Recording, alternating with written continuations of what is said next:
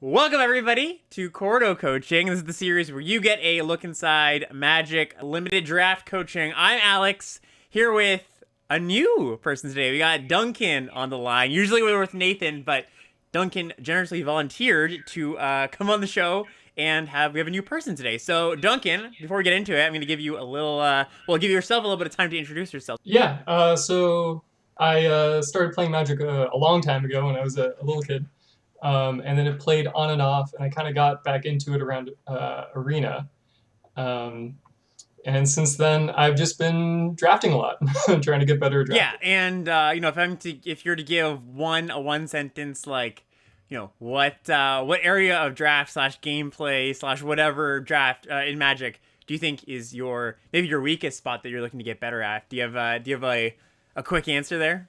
I think that I'm probably worse at gameplay than I am at drafting, but I think that's true for a lot of people. Mm-hmm. The gameplay is just really complex, and also in this set, it's really complex. But the drafts are really complex in this set too. So, All right, so if you have not been with us before for one of these coaching videos, the way to go about it is for every pick of the draft, I give it a grade just to kind of center ourselves, anchor ourselves, give you at home a bit of an idea of how I think the draft is going. So I'll either give this a agree, which is just thumbs up, great pick, I totally agree with it. A mistake, which is, I don't think that's the right thing to do here. It's like, draft is very, there's definitely a lot of paths you can take in draft, and especially in this format. But there's some picks that I could definitely say, like, no, this card is clearly better. I'll give that a mistake. And in the middle, I gave what I call a disagree. So that's just like, well, I wouldn't have done that, but I think it's totally perfectly reasonable for Duncan to have taken that pick, and I take no umbrage with it. So let's just jump in. Duncan, before we jump into this draft, anything you want to say about it? Anything, you chose this draft particularly for a reason. Was this a tough draft? Was it an interesting draft? yeah, I think it was both tough and interesting. This is a draft where I think I was confused for from start to finish. It's one of my most confusing drafts that I've done in the format. And so it has I think there are a lot of probably almost half the picks. I think that I could have just made the wrong pick. I'm interested to see what you would do. Great, let's take a look. Okay, so pick one, pack one here. Run me through this pack. Tell me what sticks out to you. Yeah, so I think Bortuk's the best card in the pack. The other card I could see taking is Lightning Strike, but I'm kind of off red unless it is open. Lightning Strike isn't a pull into red for me, so I speculate on Bortuk, or speculate I guess isn't the right word. I take Bortuk because it's just the best card in the pack in my opinion. Yeah, I'm in agreement there. It's a big thumbs up for me. My same sentiments towards Lightning Strike. Something that I've had a lot in my Twitch chat is I'll pass a Lightning Strike pretty early on in the draft, and some people will be pretty surprised. But I think I'm definitely on the same page as you, where it's like, red is one of the weaker colors. Not to say that red can't be good. You can definitely have good red decks, but it's just harder for a good red deck to come together than a good domain deck or just, good blue-black control deck. And it's a totally fine splashable removal spell in those decks, but you want to take the domain payoffs before you take a splashable removal spell. So big thumbs up on that one. I think there are a lot of removal spells that are better than Lightning Strike if you're splashing them too. Destroy Evil is way better, I think, too. Right, yeah, exactly. Often when you're splashing a removal spell, you kind of want it to be a catch-all removal spell so that, if you draw the red source late, it's not like, well, they have, a Tolarian Terror, my Lightning Strike doesn't do anything. Right, so 3 damage is just not enough for to handle a lot of stuff. Yeah. Exactly. All right, so we're gonna move on to pack 2 here, and what do we see out of this pack? What catches your eye?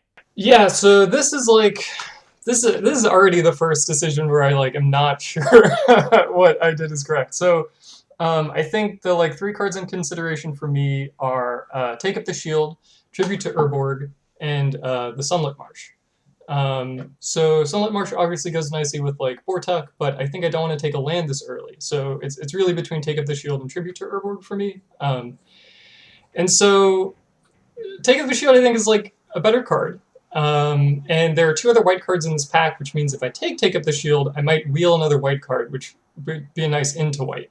But it plays fine, but not great with Bortuk. I think the domain decks often aren't base white. Sometimes they are, but I think I usually want to be base green black, maybe base green blue or something like that. And I thought maybe I could end up in blue black splashing Bortuk here too.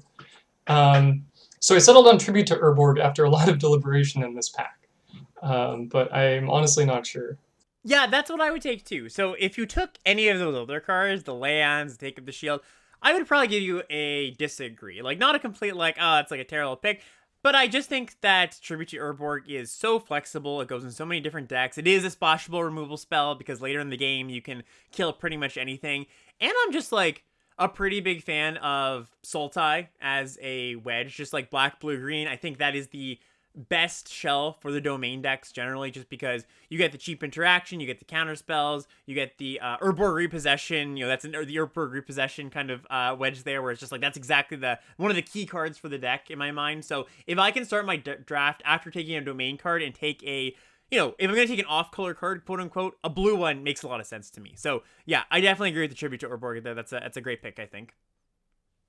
All right, and then we get to this pack here, which has not quite as much power. I mean, not that the last two packs were loaded on power, but yeah, once again, we're kind of in a pack where it's like, nothing too exciting. So what do we take here? Yeah, so here, if I take in the Take Up the Shield, I can take Cavalier now. But in this case, I think it's between either of the lands. And so the green-red land is better if I'm like doing domain things, I think, because it's a base green land, and it it's kind of nice to have a dual land that splashes kind of an off color, like red, which is maybe not going to be one of my base colors in domain. But then the blue-black land obviously works better with the cards that I have. I don't remember what I end up taking. I think it's the green-red land, and I am not sure which one. Well, let's see. The timer runs down here, and we'll go to the next pick, and we take the blue-black land. So that is the one I would take too. Yeah. So just in line with what I was saying about the Sultai wedge, I just like really these days really want to try to get into that wedge, because not only do I think it just like has the great recursion plan with the good blue cards, but blue-black base and green-black base are just pretty good. Whereas like red-green base or red-green splash, either of those two things like are a little bit more rare. When you're red-green base, I think you're a little bit more aggressive, which is a fine place to be, but your first two picks aren't quite aggressive. And if you're red-green, the red is the splash, well, there's a few good splash cards. You can definitely splash like Miria's Outrider, Fire's a Victory, maybe a Lightning Strike. At the same time, though, I think like if it's like a shot in the dark between which land to take, just take the one I think that goes with your earlier pick. So three agrees in a row, which is a good start to the draft. Great. All right, and now the weak-ish packs keep on coming. So what do we think about this one? Yeah, here I think it's just clearly the land. Soul Tender is fine. I'm lower on it than I think a lot of people are. And I think that the land is just like much better than the other cards for a domain deck, right? Yep, I think so too. There's nothing else in this pack that sticks out to me. Yes, I agree. Soul Tender is, I would say, a little bit overrated. Not that it's a bad card or anything, but I do think you want to take lands, even kind of off-color, speculative lands over it. So, yep, I think this is a great pick here. And there's nothing else in this pack that even really comes close to those two cards. So, great. All right, and we went to this pack here, and we snapped to the impulse, but then we go, oh, maybe the Island. Yeah. Yeah, so what thoughts here? Yeah, I mean, this is like another close pick. So Islet's obviously good if we're doing the domain thing. Here I'm having thoughts that like I'm not necessarily doing the domain thing. I could also be just like a blue-black based domain deck. Where Islet's also good. I've really liked Impulse in decks that like care about spells, so blue decks, I guess. Yeah. But on the other hand, yeah, this one is another one that I'm not sure about. All right, so I think this is the first disagree for me. I do think it's very close between the two cards, but I just think that so often when you're in this space of like I'm a domain deck, I'm not sure what my base is. I often like just take lands to make it so that any 2 colors or 3 colors can be my base, right? So if I take the Islet early, then that just like makes it more probable that my mana and my spells I pick up will line up in a way where the base of my spells lines up with my mana base that I've picked up earlier, right? So let's say, for example, you end up black-green base. Well, you could play the Impulse, but it's going to be a little bit, casting it later. And I love Impulse. I really do. It does all the, it sets up your mana and it finds you action in the late game. But if it's only doing one of those things, if it's only finding you action in the late game because you can't cast it until turn 5, I do think it gets a little bit worse. I almost see it like a Floriferous Vine Wall almost, where it's like, it helps you set up your mana early. I mean, it's better than Vine Wall late because it can find action. So I do see Impulse as like, I want to cast this on 2 a lot of the time. And if I'm not sure my base, I might as well just take the Islet because that opens up more options to me. So that would be my logic here. And like, again, I don't think this is like horrendously bad. I just think that it like narrows your options more than widens them, basically. Yep, that makes sense. All right, move on to pick 6 here.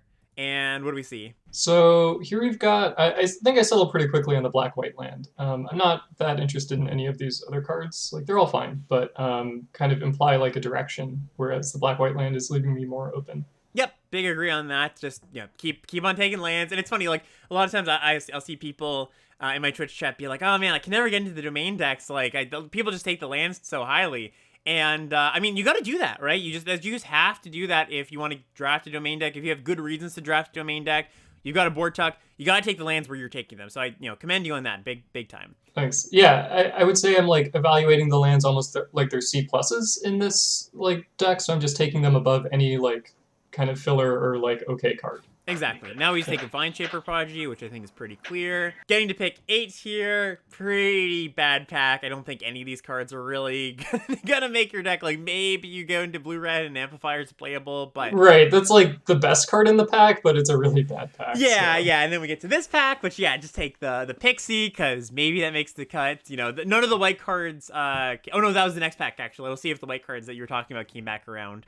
But yeah, I think these packs were unexciting the first time around. If we get something back, we are thrilled about it.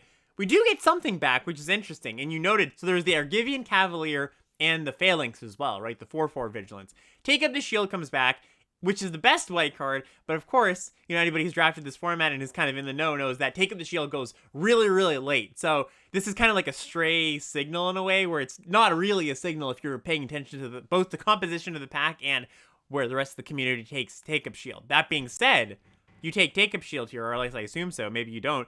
But is there a thought that you saw this as a signal? Is there a thought where it's just like, okay, maybe I just put it in my domain deck? What's the thought here? Yeah, I don't see this as a signal because, like you mentioned, somebody took Phalanx over this. So, Yep. Okay, somebody's definitely in white and they're just not valuing the cards correctly. Yeah, I'm really just taking this because I think there's a world where I end up with enough white duels where it's just like a good card in my deck. And yeah, Taking the Shield is just a really good card. Even in like slower domainy decks without that many creatures, the life gain matters a lot, I think.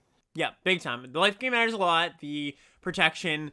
It's funny though. I do think this is a ever so slight disagree for me. Yeah. I probably would just take the Grotto here. I wasn't sure. Yeah. Yeah, it's really close, but I just think like again, opening up more pathways, more options. This maybe opens up the door for a 5th color, or maybe you didn't pick up the lands to cast that 5th color, or you have like a double splash somewhere that makes, or just like a cheap interaction spell that you're happy to splash off the Grotto. So I would take the Grotto here over the Take Up the Shield, mostly because I think that this pod is clearly not valuing this card very highly, so you'll probably even see one again, to be honest. And I do think that the first Grotto I do value pretty highly in these domain decks, especially because, some amount of the time you just like don't get enough dual lands and you've taken a bunch of different color spells early on. So just as a, almost not even a hedge, I would say, but I would take the Grotto here.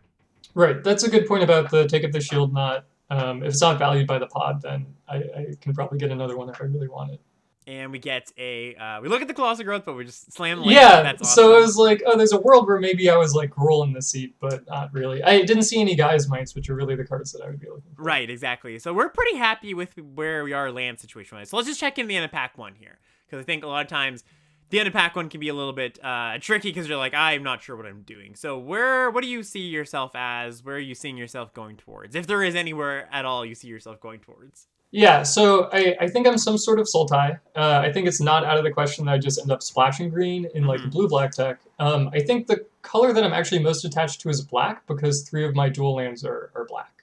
Yep, that's a really, really key point. And that's actually something that is subtle, and I think a lot of people maybe aren't even thinking about. But so much of the time when you're trying to build a responsible and good mana base, where your dual lands lie, like the main colors that they touch, is really important, right? Because even in your heavy domain decks, you want to have a base. Let's just say it's black-green. And if it's black-green, you want most of your dual lands, if not all of them, to touch black and green, just so your lands cast all your main, the spells of your main colors. So very important, and that's a really great point. So we'll move on to pack 2 here. Oh yeah, go ahead. Sorry, I also want to point out, we didn't mention this in the pick, but Wooded Ridgeline Wheeling is a really interesting signal.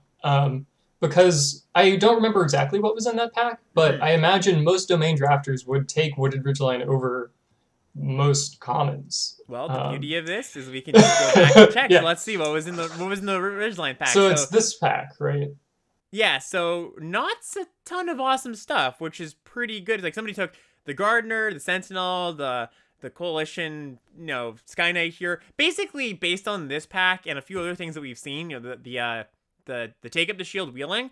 I think my read on this pod is that it might be more intermediate drafters or even less just like beginner drafters that don't have a read on how good lands are or how good the take up the shield is, for example. So not that that affects my draft decisions all that much, but it does mean if I'm just trying to get a read of the skill level of the pod, I'm thinking, okay, stray signals might come here and there. I'm not going to really focus too much on what I'm getting past. I'm just going to take the good cards when I see them and, draft just as the cards are in front of me, put the blinders on to see what's in front of me, not to try to read too much into what the other people are doing, basically.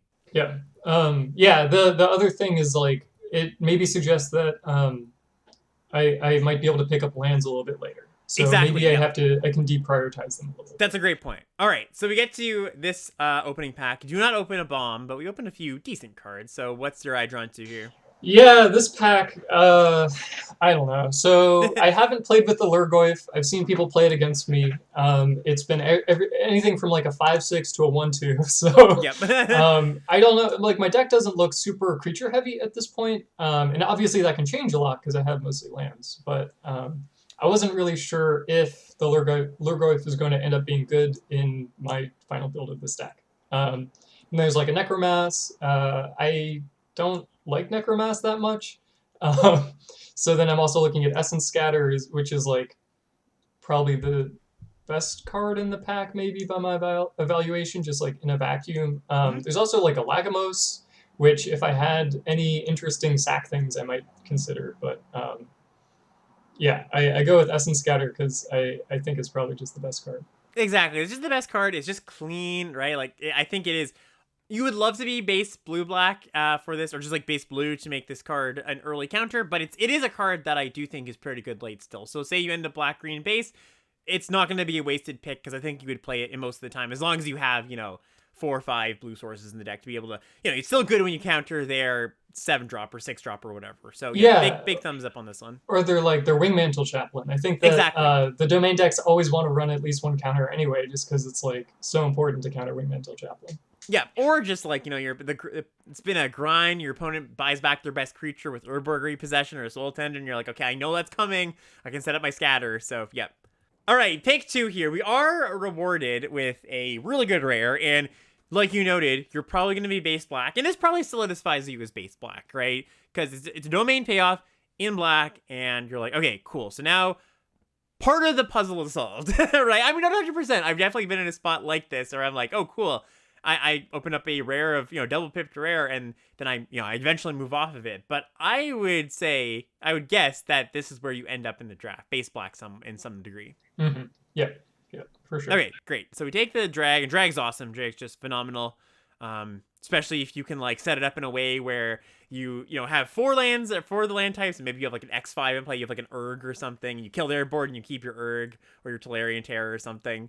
Move on to this pick, which a few options here. So we got Terra Sunder, 3 removal spells, and some lands, basically. So what are you thinking here? Yeah, so at this point I'm thinking, okay, like I suspect that I'm going to be able to wheel 1 land. And I don't actually care which land I wheel that much. Like, I think I'd prefer the blue-green one, but I'll take the black-white one too. So I narrowed this down to one of the 3 removal spells pretty quickly. But then I have no idea. So, well, okay, so I think that Extinguish the Light is the one I'm least likely to take. My feeling is that Tribute to Urborg is actually a bit better than Extinguish the Light as long as I have enough spells, just because it can be used early. But I don't know how true that is. But there's also a Terra Sunder. I'm not necessarily green, but I'm pretty likely to be able to splash green since I have a Bortuk already, even if I'm blue-black. I want to do the domain thing because of drag. And I think that in these decks I want to go long, like having a Terra Sunder that can exile creatures so that they can't be brought back is really useful. So I landed on the Terra Sunder for the exile reason, but I don't know which of those 3 removal spells is correct. So if I'm going to ask you just like power level wise, pick one, pack one. Or not even pick one, pack one, because that does tie in color, flexibility a little bit. But just like on raw power, how would you rank these cards? Yeah, I think it's like Terra Sunder, I mean, Extinguish is probably more powerful than Tribute, but Tribute is so much more flexible that I think I'm often going to take Tribute over Extinguish pack one, pick one. I don't Hmm. know how correct that is, Yeah, that's but a really close pick to me. So I agree. I yeah. think the Terra Thunder is the best by a little bit. I do think though that just the consistency. If you are positioning yourself as black, as we said, we probably will with the Leons and the drag.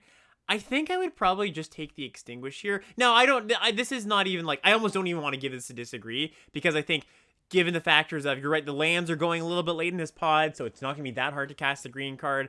I just think that like the Extinguish sticks out to me over the Tribute because if you're base black, maybe black green, you might not have that many spells in your deck. Maybe you're at the 8 spell count or something. And so I do think that while Tribute kills something early, it might not always kill something late, and you do care about that still. You still care about killing the big thing. So I would take my first Extinguish over the first Tribute. The Terra Thunder, I think that's just like almost a coin flip for me. There's pros and cons for both, right? Like Extinguish, we're going to be more likely to be able to cast. Terra Thunder is a little bit of a better card. So it really doesn't matter too much as long as you know what you're giving up. You just know that Terra Thunder, you got to pick up some green lands at some point, and if you don't, then the Extinguish would have been the better pick. But I think it's totally fine to take this Terra Thunder here with the thought of I'll just probably take some green lands here, or at some point. All right, go to pick 4 here, which is pretty simple. Just take a Vine Shaper Prodigy.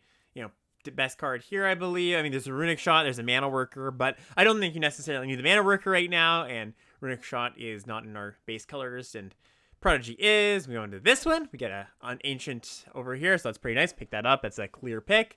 So this pack is, going pretty smoothly here. Get to this one, and we have a few options. I like Scorn. I like another Prodigy's fine. There's Necromass, and Hydromancer is kind of like okay top end thing. So this was kind of interesting. So what's the thought here? Yeah, this is an interesting pick. So I think okay, so I end up taking Scorn here. My reasoning is like I would like another counterspell in a deck like this. The problem is that it's double blue, so it's not actually that likely that I'm going to be able to cast it on time. Hydromancer is like fine. It's good. I think I don't necessarily want to pick it here. I don't have a ton of creatures. I don't feel like Necromass is necessarily what I want to be doing either, although, it's like, nice to have a 5/5 Death Touch in a deck like this. And then Prodigy is like probably the card that I would be most likely to pick, but I already have 2, and I'm like, it's fine. I think I'm a little bit lower on Prodigy maybe than other people as well. So I'm not sure what I should take here. Probably not the Scorn because it's looking like I'm black-green. Yeah, this is about the point in the draft where, pack 1, it's kind of just like the world's your oyster. You can take whatever, you'll figure it out later. Pack 2 is often like my narrowing in pack where it's like, all right, now given the factors of what I have in my pile, what I think the rest of the table might be doing, what I'm getting late, that's when I kind of start to make some sort of assumption about what I'm going to be in as my base, right? And I think given that, 1, we haven't really seen that many good blue cards, and 2, we don't have that many in our pile aside from like, Essence Scatter and Impulse. I think I would not dismiss, but discount blue as our base color here and probably just move into thinking I'm green-black as my base colors here. So what does that mean for this pick? Well, it probably means I'm not going to take the Scorn because it's double blue, right? It also probably means that I am either on the Necromass or the Prodigy, and I'm with you with I don't love Necromass all that much, but I do think at this point, like, versus a third Prodigy, I would probably take it here, right? I think it's just like one copy, even if you're not super self-millie, I think it's probably just okay, and, we'll probably see Prodigies later. We probably will see Necromasses later as well, but might as well take the one we don't have is my thought. Yeah, looking back, I think that Necromass probably is the right pick. This deck would like just like another beefy top-end creature. There's also, I'm sure, some people watching, being like, oh, why not the Hydromancer? And I've just found, and I'm sure you've as well, just Hydromancer is just a little bit clunky. You have to play it on 3 a little bit more often than you'd like to. When you cast it on 7, can have a pretty good effect. You can, have dreams of copying your Mossbeard Ancient, but it can also just like not copy anything that's spectacular. The floor is always you copy a 3/2, right? But, a lot of times, sometimes like, all right, you spend 7 mana, you target something, they kill the thing in response, you're down on mana at that point, so it's just not that exciting of a card. All right, pick 7 here. We've got the choice between a Root Walla or a land. Pretty interesting pick, to be honest. I think my gut would say go towards the land, but Yeah, I was also not really sure. The land would obviously be great for me here. The fact that I'm getting this land, a grotto, and also Chivalry pick 7 kind of suggests that there aren't that many lands being taken still. Root Wallet is a card that I think is like good, not amazing, just good. But I'm looking at my 2 drops and thinking, maybe now is time to like pick up a above average 2 drop creature since I don't want to play the Vine Shapers on 2 very much.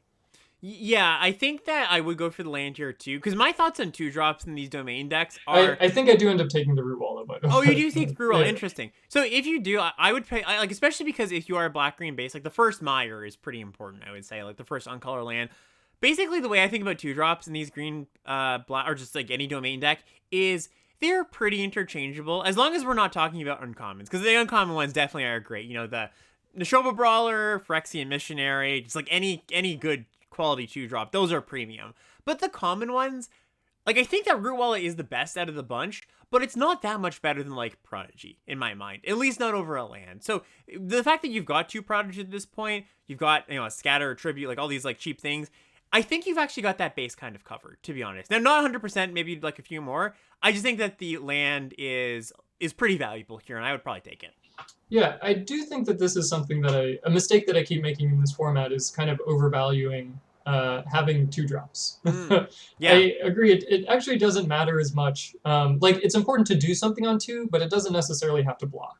Exactly. And it doesn't, like, even if it's just, like, a Prodigy to block their 3/1 or something, like, that does the job a lot of the time. Or even just like an impulse or something like that. That's totally fine. I think I've been overvaluing the 2 drops. So yeah, I think that's a mistake that I made too at the beginning, and something that I've been telling people you don't need as many 2 drops as you probably think you do. Like I think 4 or 5 things to do before turn 3 is generally okay.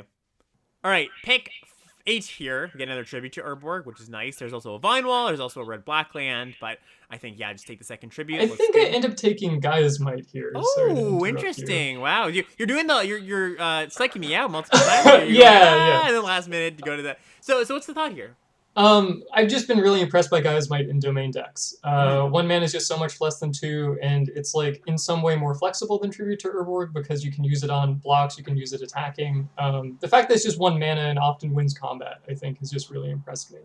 I mean, Tribute's obviously good in this deck too, and I could see this being a wrong pick, but I thought that the Gaia's Might would just be really good in this deck, I guess. Yeah, I think this is like disagree trending towards mistake in my mind.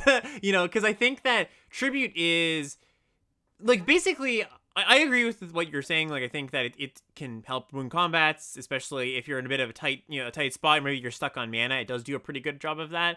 But I just think that on average, Tribute's going to do the job of like keeping you alive, have a good tempo play a little bit more often, while not having the awkwardness of like, all right, I have to play around a removal spell, and I have to line it up properly where I do have a creature that can block, So it's like, I love guys playing these decks too. I think a little bit less in a deck that looks like this, where I don't have a bunch of things to play on too. I'm not necessarily going to be spending my early turns playing creatures, because in a deck where you're like playing creatures on 2, 3, 4, and your opponent is attacking you, they have to slug through them. They're going to be using removal spells and combat tricks early to get through those. But if your first creature is like on turn 3, or maybe even like a Prodigy, then you go for the Gaia's Might, and it's like, all right, they're probably going to have an interaction spell or a trick there. So I just think like the composition of this deck leans me a little bit towards just taking the Tribute over the Gaia's Might here. Mm-hmm. That makes sense. Yeah, I think one thing that I was having trouble with at this point was really visualizing what my deck is kind of going to look like what pieces I'd like to pick up in the next pack. Totally, yeah, and that's important for pack 3, just like visualizing exactly what you want. And we'll talk about that as we get to the end of this pack. So we take a Soul Tender. I end up taking a Pilfer. Sorry, I cheated Oh no, again. you did it again. Yeah, I don't know. Soul Tender's good. It's probably just good in this deck because I might pick up Necromasses, and it's another way to bring stuff back. I don't know. I haven't played much with Pilfer. I want to try it out. Yeah, if you want to my try only it out, defense. Exactly. I know. I've definitely heard some good things from other good players about it, but I would just take the Soul Tender. I think Pilfer is like a fine 23rd playable, but I think that Soul Tender plays pretty well here. Like you've got the Bortuck, you've got some high value things to get back. So as much as I am also medium on the card, I would think it's a pretty good playable in this deck. Yeah. I think I probably am just I took Pilfer too highly, but I was just curious about how it worked. We take a mana worker or a librarian. Both of those are cards I like as kind of filler cards. I think that the mana worker is fine here. I think that fills in a few of the gaps in the mana base at this point. All right, and we even get a Vine Shaper in the last pick. So before we go to the next pack here, doing a check-in on the deck. We got a little preview there, but doing a little check-in on the deck. What you mentioned filling in pieces or being maybe having a little bit of trouble visualizing what you need. What do you think this deck needs as we go into pack 3? Because that's always my pack 3 question. Just like, here's mostly what my deck's going to be. I need to fill in some holes. And what are the holes we have, do you think? Yeah, so I have like okay interaction. I'd be happy to pick up like another piece or two of interaction though. My creatures are fine. I feel like I'm missing a little bit of power. Like, I really just got like the Moss-Beard Ancient and Vortuck going for me. So I'd love to pick up some power on the top end. The thing that stands out to me the most that I'm missing is Urborg Repossession. I really need to pick up an Urborg Repossession. Yep. And I'd love to pick up some more lands too, obviously. Yeah, that I was gonna, if you didn't, I was gonna mention the reposition. That's like the one key card I'm looking for here. Cause it's just like so many matches hinge on that card. Just like, you attack, you make some trades, you're both grindy. Whoever can repossession back their 2 best things first often is like super, super advantaged. So yeah, I think that's what I'm looking for. And also a question I'll ask you here is, how confident were you of what your base was going to be at this point? Were you thinking black-green? Were you thinking maybe flirt with blue-green base potentially? Yeah, I was thinking I'm black-green base, but I thought that I could maybe be closer to 3-color than I think that I was expecting to play more blue than I ended up playing, which was really, I think that the part of the deck that I was having the trouble visualizing the most was like, how many colors am I going to be playing? Like, what are my splashes going to look like? Right? Yep. And so I end up taking out of this pack. So sorry, maybe we can talk about this pack as it relates. Yeah, go ahead. So out of this pack, there's a land that would be fine, but Flame Sage is just really good. So I was thinking is between Flame Sage and Protect the Negotiators. I think now that I just shouldn't take Protect the Negotiators because it's not going to be good in my deck. I should just take Flame Sage. Yeah. So I'm starting to lose the thread here. You can see after the last handful of picks. I think just taking a land here is what I would do. Like, it helps so many of your cards, right? Just like the Prophecy, the Drag, just all your domain cards. You don't have any white cards to cast, but I just think you're at the threshold where off-color land or doesn't touch your main colors, like red-green or red-white, green-white land is going to be pretty good for you. Just being able to get to that 4th and 5th domain count. So the Flame Sage, the Protect, both good cards, but I just think that land, like those other 2 cards are going to ask you to jump through a few hoops to get them into your deck, right? And I think the land is just like going to be so solid no matter what. Mm-hmm. Makes sense. All right. Into this pick here, and we see a pretty good rare. We also see a knight, a few lands here. The knight's probably not going to be the pick, I imagine. Let's see where we land on here. Yeah, so I land on the rare. It's between that and the lands for me. Honestly, I think I should probably take a land at this point. I was still thinking that I'm going to play a good bit of blue, obviously, but I think that I should move away from that. I'm likely to wheel Urg, which is nice. But yeah, I actually would probably I agree with your pick here. I would just take the Channeler because one of the things you said you needed to fill in was power, right? So, I mean, it's not like a haymaker, top end, awesome thing, but it does make the deck better overall. Just like it increases the power, and I think that while maybe if this was a land, like a blue land, maybe I'm a little more interested in because I think your base right now is going to be black green in my mind, and then anything that helps you play blue cards would be pretty valuable. But I don't think the black-green land does too much for you. I mean, I guess we didn't pick up the first one, so maybe that's not true because the first one is pretty good. But yeah, I don't mind this pick at all. I think it's totally serviceable to just take this card. So this is a pick between power and a land, and the last pick was also between power and a land. So what makes you land on the land in the last pick over Flame Sage and then Channeler over a land here? Is it just because Channeler's blue and I'm already blue, or...? I think it's because it's specifically so the red and the white land here don't help you cast that many things, but they they help you fill out your domain count. If you were to take the green black one, that doesn't help your domain that much either. So it's like I don't like either of the off color lands because they don't actually help you cast that much, and the black green one doesn't help with your domain. So I think just like this is a because the green white one in particular is more valuable to me because it touches green and it is off color. That is better than a power pick. And then here it's the opposite where it's like the lands here aren't as enticing and the Channeler is just a really good card. So even though I'm likely to be base black-green, you're valuing the black-white land lower than the green-white land? I think so. Yeah. I mean, it's pretty close. Just because. Yeah. I mean, I guess you're right there where it doesn't matter too much because you are just like base, base black, and that touches white. So maybe that's not true. That's not a great argument at that point. Then I guess maybe for me, this is just like I really like Aether Channeler. I think Yeah. maybe the power of the Aether Channeler is higher in my mind than the power of the other card you took, the Protected Negotiators, right? Right. Totally. Yeah. That makes sense. Cool. Yeah, and we get some more lands. We'd have a Codex. Yeah, I think Codex is actually pretty good in this deck. Like that, it kind of qualifies as top end power in my mind, right? I think it's totally fun to take there. We get to this pack where we have a land or Snap up the black-green land. Yeah. Yeah, I like that there. I think it's good. I think you're actually okay on interaction too. Like you're not loaded on it, but you just picked up the Channeler. You got the Terrace Under. You got the Tribute, so you don't need it too bad. And there we go. Just slam your Berkeley Possession. Yep, love it. A gift. Pick 5. Yep. Yeah. Okay, this is an interesting pick.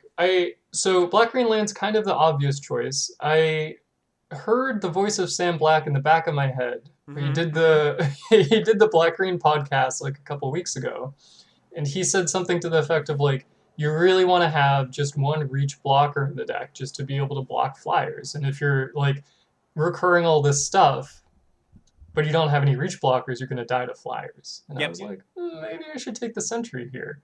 So I'm not sure whether this pick is correct, but that's the reason that I took the Sentry. Yeah, I definitely agree with that logic. I think I felt very similar things to what Sam is saying there. I think that in this pile with... you've already got a Battlefly Swarm, and that kind of fills that role in my mind, right? Where it's just like the one thing. And it's also like I've actually been playing Battlefly Swarm a bit more just because it is a pretty... okay, like, often with my Urborg repossessions, if it's not the super late game where I just have like, all the time to repossess and then buy something... or to buy my 2 best things back. Often I'll be, I'm under a little pressure. I repossess Battlefly Swarm and something else. Big thing. And Battlefly Swarm just comes down, blocks really well. So if you didn't have the Swarm here, I probably would take the Sentry. But I think I would take the land having the Battlefly Swarm. That makes sense. Yeah, I forgot about the Battlefly Swarm. Okay. And we wanted to pick 7 here. We see a Miria's Outrider. We see a land. Yeah, I would take the Outrider here. You've got a few red lands, and we were hurting for a little bit of like top end power. Move on. We take either a Tail Swipe or a Gardener. Probably the Tail Swipe. I think you don't need the Gardener so badly. Yeah, I hate playing Gardener. Yeah. Gardener is a necessary evil, and we don't need that here.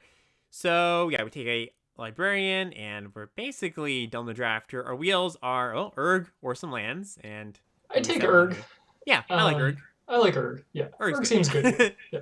Urg is a friend, and then that's about it. Okay, so here is the final deck with I didn't actually include the final deck. Sorry. It's okay. Yeah, don't worry. So, Yeah. do you remember offhand what the final deck looked like? Out of I'm assuming it's close to this pile. Yeah, it's really close. I changed the mana base a little bit. I ended up cutting Urtai's Scorn, Protect the Negotiators, and then I can consider whether I want to play Pilfer versus something like the Librarian or the Battlefly Swarm.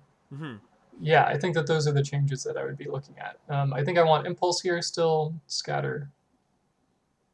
Yeah, I think... and I guess there's also a question whether I need the Mana Worker, but I think the answer is yes when I looked at the mana. Yeah, I think so too. It is a little bit scattered, even though we have a bunch of lands, because a lot of the lands don't actually cast the cards we need, right? We didn't pick up that many blue lands, so yeah, I think this would be pretty close to what I would build. I would consider the Battlefly Swarm as well. I think that is just a pretty good card in these decks generally as, a filler card, not an awesome card. But I would probably play it over the Pilfer. I respect the wanting to try the Pilfer out, but I've tried Pilfer out, haven't been super, super impressed with it. So just, I'd play the Swarm. And I think overall this deck looks pretty solid. How did it turn out? What was your record? I actually drafted this an hour before nice, our coaching awesome. session today. So we don't know yet. Yeah, no record yet. But I thought this was one of the most interesting drafts I've done because there were so many close picks and these big picture identifying whether you should be taking some land over power or stuff like that. So yeah, so my big really picture helpful takeaway from this, and you can share yours if you have any thoughts, but I think that if I'm to give one guiding piece of advice for this draft, it's consider a little earlier and a little closer what your you think your base might be as you're going through pack 2, because that just makes your pick so much easier. You know, that Urtai Scorn pick, for example, is a lot easier if you're just like, well, I'm most likely going to be black-green, you know? So, yeah, anything you want to, you know, any thoughts on this draft now we've talked about it? Yeah, so right. I think that your point is definitely true. I agree with that. Like we mentioned, I think overvaluing 2 drops over lands is something that I am making. I'm making that mistake a lot. And there were a lot of interesting contextual picks that I thought were like, you know, maybe you can't like abstract what's going on there that much, but like removal spells versus other removal spells, and like, you know, creatures versus lands and stuff like that. Yeah, I think that one pick in particular where it was like Terra Sunder, Tribute, and Extinguish, like that's all like, wow, that's all really, really close. And I'm sure you could ask a lot of good players what they would take there, and you know, you might get like a 33, 33, 33 split, honestly. Like, I think that pick is really, really close and really interesting. All right. Well, when I pack it up, Duncan, thanks so much for joining us. Really appreciate it. Everybody out there, if you liked, leave a comment, like the video, all that good stuff, and we'll see you next time. See you, everybody.